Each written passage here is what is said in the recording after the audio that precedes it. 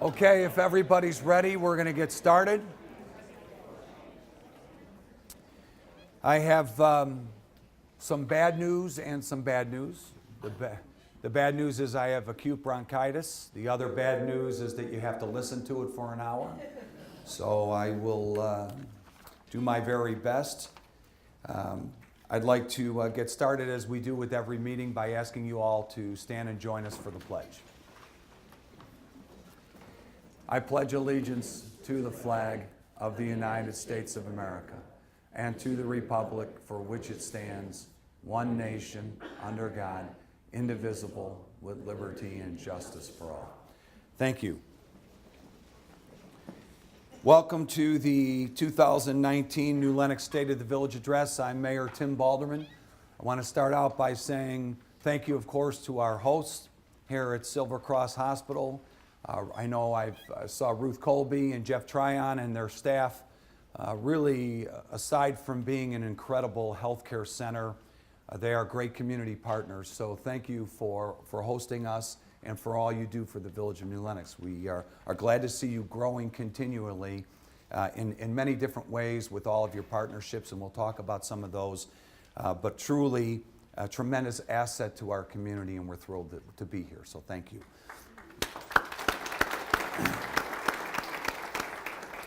I want to say thank you to Emily Johnson and the Chamber of Commerce, the board, and all the members for hosting this and putting it on. To all of our staff, of course, starting with Nancy Dye, our Economic Development Director, who puts all this together, so thank you. To Don Winnie from Channel 6, who is everywhere, filming every event for our community and putting it on there. It's a way to keep our town small, so everyone can see what's happening. Don does a tremendous job, puts a lot of time in. So Don, thank you. To you and to all the volunteers who do such great work. To the village board, I am a very fortunate mayor that I work with 6 individuals that are independent thinkers, that are not interested in grandstanding or don't have an agenda. All they want to do is what's best for this community, and they approach it in different ways. And so most of our discussions, and certainly any of our discussions that have anything to do with business, take place at the dais. And they are honest and open conversations, and everyone gives their opinion and votes the way they want to vote. And when it's over and we move on to the next item, it's nothing personal, it's all professional, it's all about doing what's best for the community. And so for those of you that live in this town or have a business in this town, I will tell you firsthand as the mayor how fortunate you are to have the 6 trustees that we have representing our community. They do a great job. So I couldn't do what I do without them. Thank you very much. I know many of them are here. Annette Bowden, Doug Finnegan, Keith Madsen, Jason Howard, excuse me, Dave Smith, Dave Butterfield. They do a wonderful job, so thank you. And to all of our staff, we've got many of our staff members that are here as well, starting with my assistant, Megan Applegate, who does a great job, our village clerk, Laura Rule, and you could see many others, Robin Ellis, Kim Oxtetter. Our staff is amazing. Will Nash, thank you for everybody. Thank you. Keep them coming. Right before we get into this, I have to tell you just a quick story. Kind of explains what it's like to be the mayor. So when I retired as a police chief 9 years ago, me and my deputy chief said, we're going to get together once a week on Saturday mornings and have coffee. And we've done that every Saturday for 9 years. We meet at 7:15 in the morning and have coffee. And when you go to the same place, you get to know the regulars. And over the last year or so, there was this one gentleman that we saw. And as time went on, he'd say hello, and next thing you know, he stopped by and talked to us, and we got to know each other a little bit. As it turns out, he was at one of my deputy chief's weddings, 35 years prior. So we had a little connection. So 2 weeks ago, we're there and having some conversation, and one of my deputy chiefs, a pretty sarcastic guy, says, I'm surprised anything happens in New Lenox with that mayor. So we all had a little laugh, and my son happened to be there as well because he works the midnight shift and joins us sometimes. And this gentleman says, "Yeah, I don't like that guy." So we all had a laugh, figure, okay, haha, very funny. He goes, "Nah, I really don't like that guy." So it dawned on us he had no idea I was the mayor. So, me, I wasn't going to let it go. I said, "That's interesting." I said, "Why don't you like the mayor?" He said, "Well, he brought in that one big chain store, and I don't like it." And I said, "Well, really, first of all, that big chain store brings in a lot of sales tax to the village." I said, "Second of all, he wasn't the mayor when that came in." And he said, "Oh, well, he brings in some other businesses that I don't particularly care for." I said, "Well, the mayor can't stop a business from coming in if it's zoned appropriately and they want to come in and someone wants to lease them the space. There's really nothing he can do about that." "I didn't know that," he said. He said, "Well, he used to live in my neighborhood. He moved out to a bigger house." I said, "Well, I happen to know that, like a lot of people, the mayor's adult kids decided they needed to move back in with him so they could save up money to buy their own places." And he said, "Well, I didn't know that." I said, "Well, here's something else you don't know. I'm the mayor." And he said, "Oh, I'm so sorry. I'm so sorry." I said, "Listen, there are a lot of people who don't like me." I said, "You don't have to apologize for not liking me. I just wish you had valid reasons for not liking me." And he goes, "Oh, no, I'm so sorry." He goes, "But now that I know you're the mayor, I have a drainage problem over by my house." So that's the life of being an elected official. Whether it's at the Dunkin' Donuts for coffee or whether it's on social media, you are a goat one day and a hero the next, and that's the life of an elected official, but we take it on, and we gladly take it on because we believe in public service. And we have a lot of people here today, and you'll see when we talk about our partners that are elected officials that we work very closely with. So here's a little bit about New Lenox. There are a lot of ratings out there, but something I think we all know, New Lenox was rated one of the best places in Illinois to raise a family in 2018. We get an A+ rating with our low crime rate, and that's based on a lot of factors. Now, I will address, of course, recently all of the south suburbs have been hit with a rash of some of these car burglaries and whatnot. All the police departments are working very closely to try and apprehend these people, and we've got some great citizens that get information now that everyone's got the doorbell that has a camera. We're getting some good video, but it does really take all of us to work together to keep our community safe. And in New Lenox, that's what happens. We've got great residents that look out for each other, and that helps us keep that great rating. And we are rated the 24th best city in Illinois for jobs, which is great when you think about our population of being 28,000 people and that we're still expanding and we've got a long way to go. To be able to provide that many jobs is really something special. We talk about this every year. We're going to continue to talk about it. Why do so many people come out to New Lenox? Same reason I did in 1994. We have amazing, amazing schools. There's a list of the schools that represent different areas in New Lenox, and they've got people here today. We're very, very grateful for the hard work that they do. The teaching profession has changed, just like many other jobs. You're no longer there just to educate children. You have to become social workers. You have to act in place of parents sometimes. It's an extremely difficult role, and it's one that's often criticized and misunderstood. People think that teachers work 9 months a year and have their summers off. The good ones don't. The good ones are working 12, 15, 16 hours a day. They're working weekends. They're working 12 months a year. And in this community, we've got outstanding educators. That's why our schools do so well. That's why so many people want to live here. So I think they deserve a round of applause. They do an amazing job here.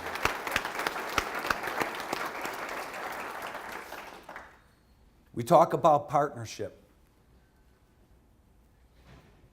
This village, or any village, is only going to be successful if all the different entities work together. And that is something that I think we do better than anyone. We work very closely with our partners. You see the list. We've got our federal partners in Congress, we've got our state partners, our township, and then we've got the local groups, the county, the chamber, of course, the library, the fire protection district, the park district, Sheriff Fest. We speak regularly, we call each other regularly, we have meetings together, because in order for the town to be successful, all of these entities have got to be thriving. Now, we're going to talk about what happened since our last time here. Our fire department, our fire protection district, they are a separate entity from the village. They do great work, and nobody ever complains about the service they get from our fire protection district. They had one of the lowest tax rates in Will County. I think the second lowest tax rate in Will County. Had not had an increase since the 80s. They had gone to referendum, and referendum are hard to pass. Very difficult to pass because in the state of Illinois, we pay far too much for property taxes. That's a fact. And so people don't want to see an increase in their property taxes. Well, what was going to happen is one of the fire stations, and it actually did happen after the last failed referendum, was shuttered. One that services the north side of town, one that services the hospital area. And of course, that's the particular area that it services, but if somebody gets pulled from another firehouse, then that area is left unprotected. So the board and I made a decision that we would loan the fire department money, $450,000, to keep that station open until the community had another opportunity, now realizing exactly what was at stake.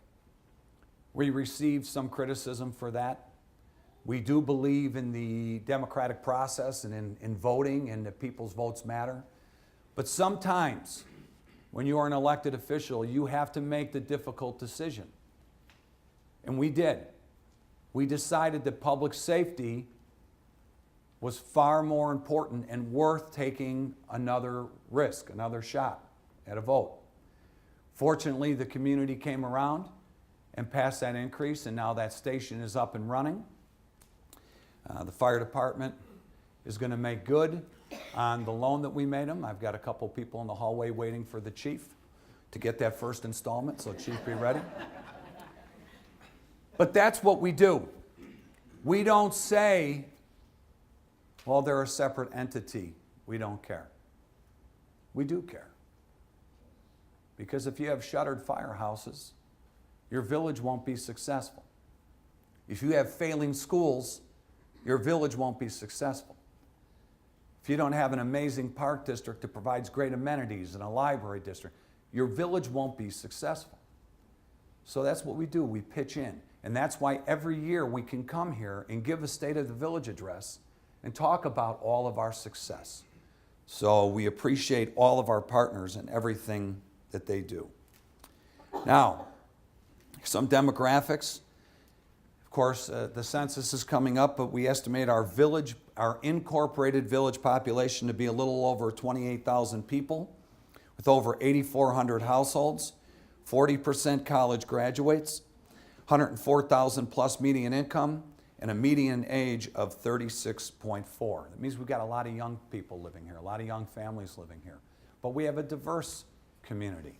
And we're going to talk about what we're doing about housing stock to make sure that we meet the needs of that diversity. Businesses. We continue to see a number of businesses coming in. In 2017, we had 23 new businesses. From January 1st of last year to now, we had 38 new businesses open. You see a list on this slide and on the next slide of a lot of these new businesses that are coming in. I won't pick on any in particular because they're all important to us. Whether they're small, locally owned and operated businesses, or whether they're a chain, they're all important to our community. And so we're grateful that people are willing to invest. And we've got a lot more coming. We've got Pete's Fresh Market that's coming over by the new Cooper's Hawk off Route 30. That's going to be a different variety of grocery for us. I remember, again, moving out here in 1994, not only did my two oldest kids go to Schmuel School, which is a museum now. Boy, talk about feeling old. But we had Jewel and an Eagle. And now we have a variety of options for grocery. We have over by the CVS, we have a Starbucks coming in, a Darla's, a Durbin's restaurant, and the sales tax from that center over there is going to help build a new train station. We'll talk about that a little bit. We have more businesses that are coming in now, aside from the 38 that I just spoke about. We have a whole list of additional businesses that are coming in. You can see some of them there. I do want to talk about one of them, Three Corners, which is going into the old Floyd's over at Route 30 in Marley. We explain to people say, well, you've got a vacant building. Why do you build new businesses instead of just filling a vacant business? Well, there are a number of reasons. Number one, whoever owns that existing vacant business, they decide how much they want to get for their property. They decide who they want to sell to or if they want to lease. We don't control that. Sometimes the size doesn't fit. That Floyd spot is 8,000 square feet. That's a lot of square footage. So it takes a bigger restaurant to be able to go in there. But Cooper's Hawk, for example, is larger than that, so it wouldn't fit there and it wouldn't meet the parking needs. So there's a lot that goes into it. We don't have very many vacant storefronts, and we do aggressively try to fill them. But the villages cannot dictate where something is going to go and not go if it's zoned properly. But we're excited to see many of these new businesses coming in, and we know they're going to continue to grow. And then we've got new owners, businesses, existing businesses that want to stay in the community, but sometimes people want to retire or move on or do something different. So we're grateful that new owners have come in to buy those businesses. Now, I talked a little bit about housing stock and how we do have a lot of young families, how our schools are doing well. One of our needs has been a 55 and older community. We've had a lot of requests for that. We've had people come to us and propose it, and the village has supported it, but it hasn't come to fruition. Well, now we finally have one that's going to come to fruition, and that is on the Tierling Nursery property that will be annexed into the village. Kay Hovanian is going to be building 612 detached 55 and older homes. They're ranch-style homes. Phase 1, you can kind of see the layout there. Phase 1, which is slated to begin in the spring of next year, will have 195 homes and a very nice clubhouse. It's going to be a gated community that has trails and a clubhouse, and it's deed restricted 55 and older.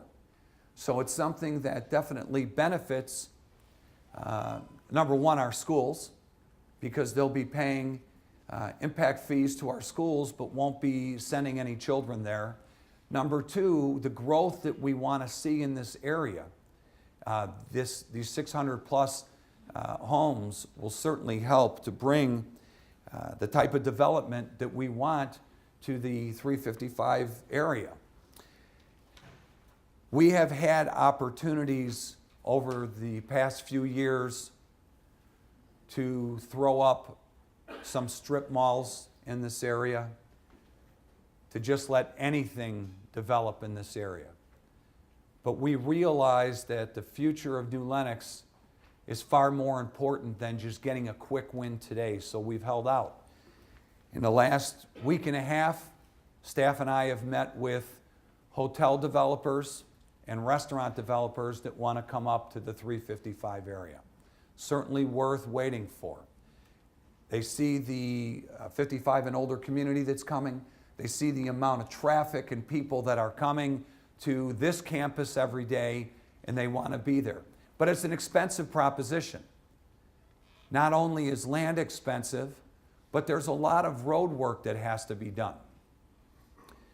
Illinois Toll Highway and IDOT say to us, we think you need to have X amount of road work done in order to accommodate your growth. And so we're constantly going back and forth with those entities saying it's not what it was proposed to be 15 years ago, 2 million square feet of retail, but the numbers that we were working on were $30 million worth of road work. That's a lot of money. And the state, if you haven't heard, is broke. And so that falls back on us, something that didn't used to happen. Communities decades ago used to have the state pay for a lot of that infrastructure. Now it falls back on local communities to do that. So it's really difficult to put all these pieces together, but we're seeing it come together right now. And I have a feeling when we meet here again next year, and you'll be stuck with me again because I'm unopposed. When we meet here again next year, we will have a lot more information about things that can happen up in this area. Our housing continues to grow. Now, some of these communities have more than one county that they're in. New Lenox had 147 housing starts. We've been pretty consistent with what we've done, but we are meeting with developers again to see what we can do to keep that quality growth going. We will not cut back on quality. We have building requirements. There have been quite a few developers that have wanted to come grow in our town, but they won't meet our restrictions, our building codes. And we're not going to cut back on that. Again, we're not going to sell our future out just for a quick win today. So we work like we partner with everyone else. We partner with our development community to see how we can keep that residential growth going. The total construction value, you can see there in dollars what it means to our community, what's being built. Over 53 million in single family homes, over 11 million in commercial, and 30 million in industrial. In some of that industrial, go ahead, Nancy. In some of that industrial, people are building spec buildings now because they know that New Lenox is a place where people want to be. What I will tell you, and since we're on the topic, is, you know what? I won't. I'll hold off a minute. All right, let's talk a little bit about healthcare. There is really nothing, we talk about education being important to a town, quality health care. Really, at the end of the day, what matters to all of us is our health. What matters to our loved ones, their health.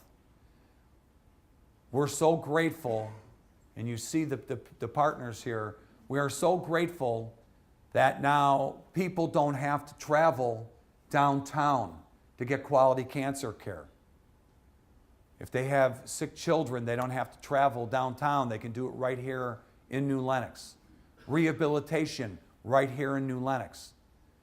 And now with Silver Oaks, people who deal with mental health issues or addiction issues can have them addressed right here in our community. We had a great opening for Silver Oaks Behavioral Hospital, where we spoke very candidly about issues that face people throughout the world. Mental health issues, addiction issues. Any community that says, well, that doesn't happen here, we don't have that problem here, is in denial. We don't do that. We address it head on. And we know that this entire region needs that support and that assistance. And we are so grateful that Silver Cross continues to partner with those types of hospitals and entities that will come here so we can take care of the whole person right here at home. And I think that's why the hotels want to come here, because they know some of this is long-term care. People want to stay here. They want to be close to their loved ones. And we're really, really glad that it's happening here in New Lenox. And this entire board is unified in wanting to see the medical campus expand. And we will do that. There's also an endoscopy center that opened that I need to go to. I'm 3 years late. But I will get there. So how do we tell people about the great things that are happening here in New Lenox? You all know. How do we tell other people so they continue to come here, so they want to invest here, so they want to live here? Well, we market our town. Of course, the triple play is always very popular. That lineup is pretty impressive. This year, Cheap Trick, Joan Jett, Kenny Loggins, we really enjoy that. This is the 11th year that we've done our triple play concert series. You know, we sell out at 5,000 people will come out and enjoy themselves. I know that residents buy tickets for friends that live in other communities. They come out and they always say, "Gee, I wish my town did this." We're very proud of that. We have a host of other events. You just look at some of these things. Free movies for kids on Wednesday nights. Our Fridays after 5, which is free. We try and do as many free things as we can in the Commons, and our staff works so hard on that. So hard. Bringing people out to be able to enjoy it. We are growing. Ultimately, we're 43 square miles. Ultimately, we'll have a population that exceeds 100,000 people. But one of our goals is to have this small town feel. And in our Commons area, that's where we gather. That's where we had a month ago a women's march. That's where we have on Sundays a March for Life. It doesn't matter where you are at on the spectrum. We are open to all people, to all ways of thinking, to good conversation. We don't discriminate. We don't eliminate. We encourage you to come out. We encourage you to be a part of our community, an active part of our community, and have good, respectful discussion, to come together in good times and in tough times. And the Commons is a great place to do that. Look at all of these great things that we do that people enjoy. We have, of course, the Christmas in the Commons is very popular. The world's largest lit Santa Claus. We're not even going to discuss that any further. It's over. It's paid for. Stop talking about it. Just wait till Mrs. Claus comes, then you can start it all up again. But it's successful. And not only does it market our town, but it helps our small businesses. We have the mailbox, letters to Santa. Santa Claus returned mail out to people from 70 different communities. So that means that people from over 70 different communities, because there's always the people on a naughty list that didn't even bother putting a letter in, but over 70 different communities came to our town. And I'm sure they stopped and they ate and they got gas and they did a little shopping and they looked around and they drove around the neighborhood. And I guarantee you, many of them said, "This is where we should live. This is where we want to be." We don't sit on our hands here. We're proud of New Lenox. We want everyone to know what's happening in New Lenox. And so through all these different events, we market our town. Now, we've got our new slogan, of course. We will always be the home of proud Americans. That means something to us. But when you're marketing out in California or New York, they don't understand what that means. We know what it means. We'll never abandon it. But we market ourselves well beyond our borders to keep us thriving. Infrastructure. We're very fortunate. We've got great partners at the county and at the state. where we were able to secure close to $50 million worth of improvements at Route 30 and I-80 to fix that interchange. It is a very ugly interchange. It's not a very safe interchange. Work begins on that this year. We'll see those improvements that will help with safety. It will also help, of course, market our community to the west side of town. Have people get off. That's our exit and entrance into New Lenox. So we're going to make that look really nice and help make it appealing for the people who want to come into that side of town. Now, there's that bridge that everybody's talking about. For good reason. Infrastructure isn't glamorous, but it's critical. And in the next slide, not yet, but in the next slide, we're going to talk about what we're doing locally, but what's happening at the state level. What's happening at the federal level. I-80 is a disaster.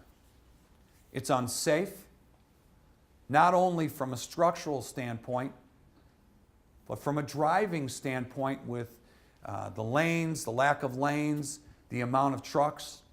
3% of the gross domestic product of the United States travels through our community on I-80. With the Governmental League, we'll be in Springfield on the 19th and 20th of this month, talking to the governor and to leadership about the need for repairs to I-80. IDOT, the Illinois Department of Transportation, says that even if they had the funding to fix I-80, it would take about 15 years. Toll Highway says they can do it in about 7. Nobody wants to pay for tolls, but nobody wants a bridge to collapse and nobody wants to get run over by a semi. So we'll be having those discussions down in Springfield. There are a lot of people in this room. As I look around the room, John Grueling, thank you for being here. We've got a lot of people that are fighting for this repair, for this work. Needs to be done, needs to be addressed. We can't complain about trucks and then go online and order everything. That's how it gets here. By truck, by train. Everybody complains about the trains, everyone complains about the trucks, and then calls Amazon. It doesn't work that way. But what we should expect is that these companies that are making billions, literally, of dollars should be contributing more to the infrastructure that they are using and abusing. So it's not a matter of go away, we don't want you. It's a matter of be a contributing partner. You can't just take, you have to give back. And the state and the federal government both have to realize that those contributions have got to be made. Now, we're going to be down there talking about, everyone's heard about a capital bill. We haven't seen a capital bill in 10 years. How is that going to be funded? Is it going to be funded through a gas tax? Nobody wants to pay more in taxes. Well, I can tell you, just as the mayor of this community, the only way that we're going to be supportive of any of that is if we see the improvements coming to our area. Metro needs a lot of help. They get funded by the state. So I have long believed that as much as none of us like paying taxes, we realize that that's how government functions. And if you're getting something for your tax dollars, you will pay. And gladly pay. Well, maybe not gladly, but you will pay. If you're not getting a good result and your taxes continue to skyrocket, and all you hear about is more taxes, more taxes, more taxes, and then new programs, new programs, new programs, and we're never addressing the issue, that's when we say enough. That's why people are leaving this state. They are fleeing this state. We cannot continue to tax people and not address the problem. And so when we're down there with the Governmental League next week, we will be carrying that message.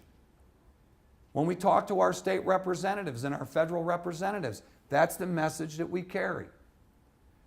You know, we're pretty fortunate here that at every level, the township, the county, state, even federally, when we make phone calls, when we ask for help, they're responsive.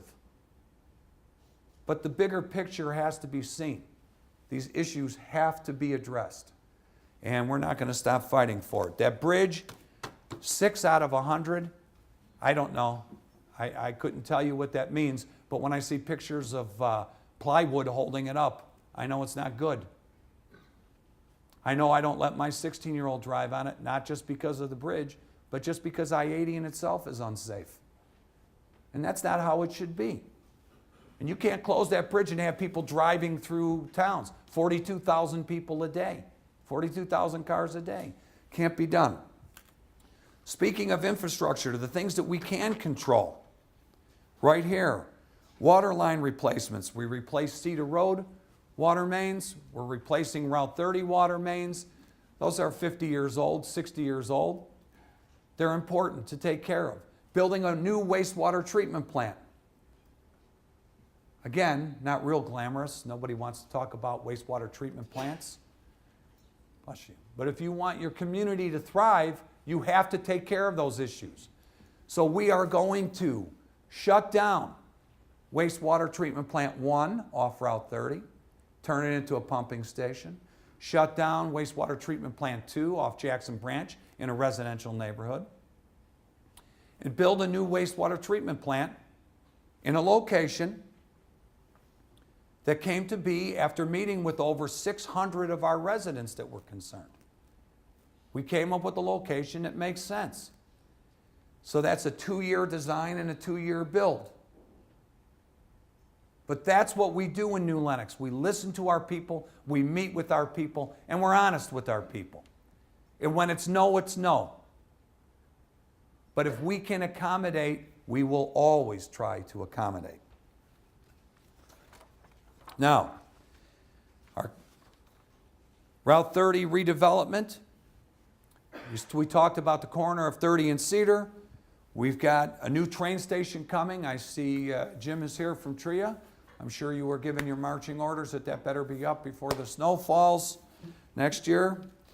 But we're building a new train station, which was desperately needed. The old station, the Historical Society, was able to get that moved, take care of that, to keep that history going. Lori Lindbergh is here from the Historical Society. Thank you for your efforts. But we'll have a new station that will be closer to the parking on the west side and certainly be more accommodating for our commuters. Now, our comprehensive plan.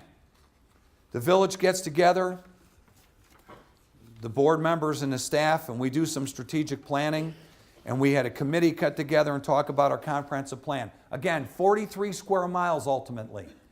So we look and see where is the best location for certain types of use. You can find this on our website. You can get it from the village. It's really important to have that zoned properly, and it's important to look at it from time to time as things change. So we had a great committee that got together that looked at the appropriate land use throughout our town. And I will tell you that industrial, this is what I was going to talk about earlier, but industrial is something that's talked about in this area quite a bit. People say, too many trucks, too many warehouses, too many of this. Well, we looked at our community and we said, we have Cherry Hill Business Park, which is right off I-80. It's been there for a while. We want to see that expand. We've got spec buildings there and new tenants coming in. But we've had other developers want to build industrial outside of that park. They wanted to build it east of Gauger at Illinois Highway. We didn't even let it get to the board level because we're not going to consider that. The board has been very much in agreement on that. There is a place for everything. And doing a quick dollar grab is not worth destroying the future of our community. And so we want to see that business park thrive, but we're not going to be opening up truck stops and other warehouses outside of that area. That's not what we want for our town. What happens in other places is not for us to say. But as long as the 7 of us are sitting up there, I can assure you that when it comes to the I-80 corridor, we will not let industrial expand beyond that business park. Now, when we get together and we talk about these strategic goals, in 2014 we talked about, what do we want? Fiscal stability. We have it here, a balanced budget every year. Focused development and redevelopment. I think it speaks for itself. We've got a lot of that happening.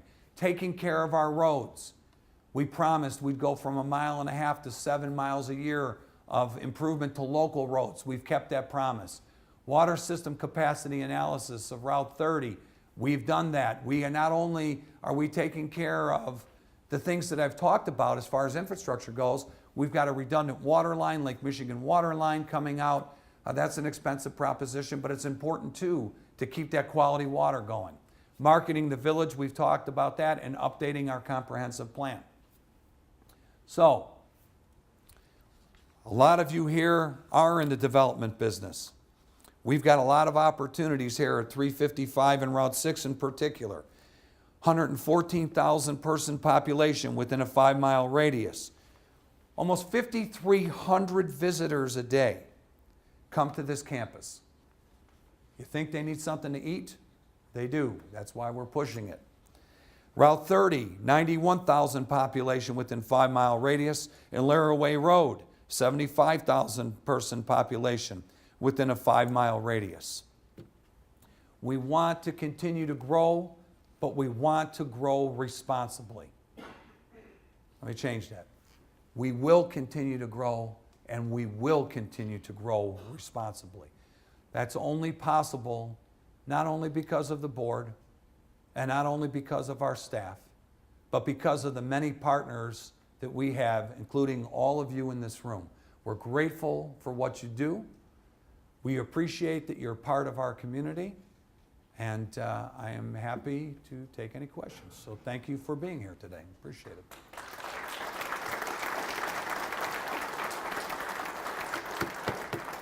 All right, I know that you all have busy days, and we appreciate you taking time out. If you have to leave, we understand, but if there are questions from anybody, I'm more than happy to answer them, or if you want to come up, I just wouldn't get within 5 feet of me. So that's up to you. We're all good? That just shows you what a great job you did, Nancy, putting all that information together. Thank you. Have a great day, everybody.